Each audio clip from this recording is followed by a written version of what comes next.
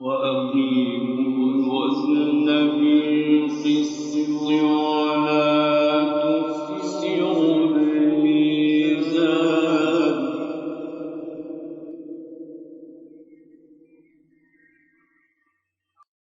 والأرض وضعها للأنام فيها فاكهة والنخل ذات الأكمام والحب ذو العصف والريحان فبأي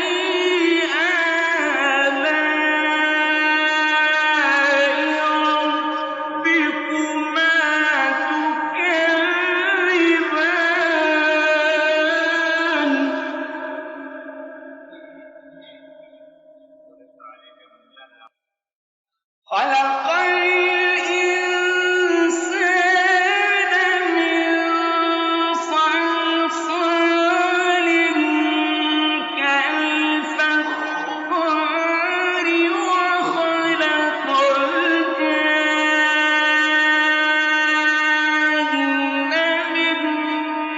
مارج من نار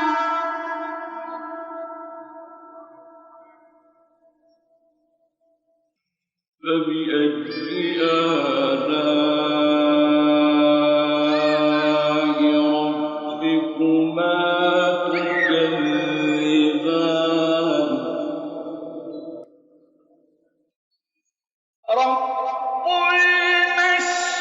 المشرقين ورب المغربين فبأي آلاء ربكما تكذبان مرج البحرين يلتقيان بينهما برزخ لا يبغيان فبأي آلاء ربكما تكذبان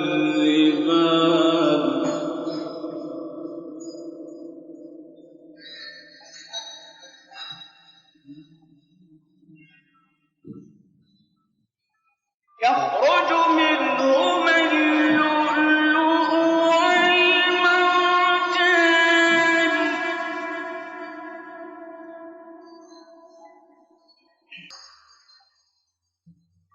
فبأي آلاء ربكما تكذبان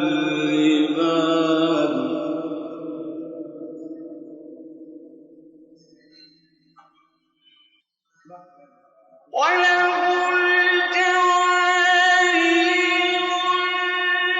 المنشآت في البحر كالأعلام فبأي آلاء ربكما تكذبان كل من عليها